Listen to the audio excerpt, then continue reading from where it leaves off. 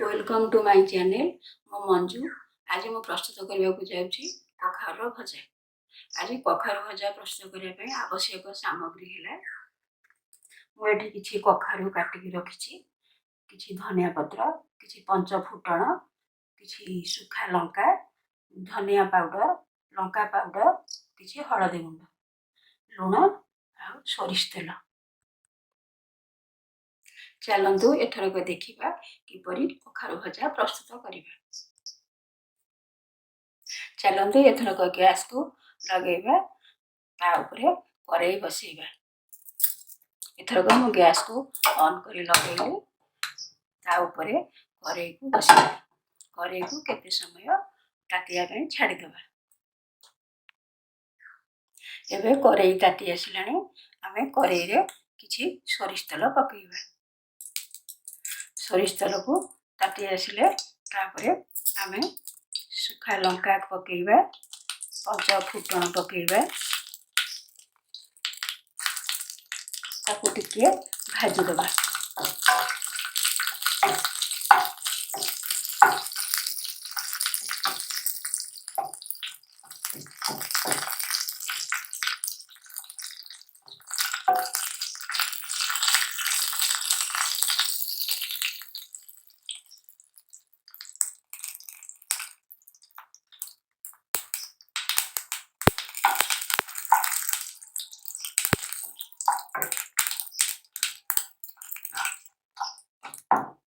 एथरक फुटण फुटी आसिलानी, आमे कटा होइथिबा कखारू को कड़ाई रे पकेइबा।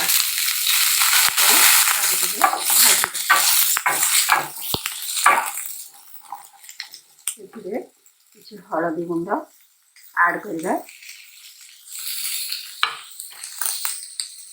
आवश्यक मुताबक लुण पकाइबा।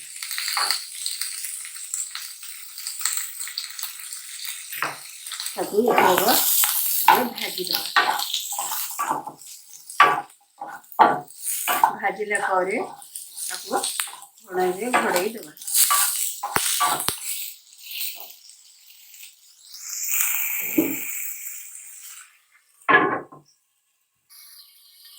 एबे कखारू भजा केते हेलानी, ताकू घोड़ाई करी देखा।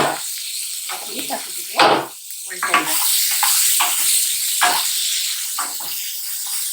एथिरे टिके पानी देबा। घोड़ाई घोड़ाई देबा। एथरक हमर कखारू भजा हेलानी कि नाही घोड़ाई करी देखिबा। एथरक एबे हमर कखारू भजा प्रस्तुत हो जाइछि। एथिरे आमे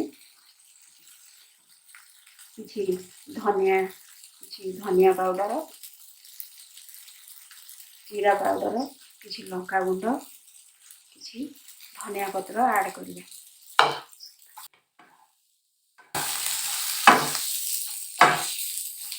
एथरक प्रस्तुत हो गला कखारू भजा। आपको आमे गोटे प्लेट को सर्व कर देबा। एथरक कखारू भजा प्रस्तुत हो गला।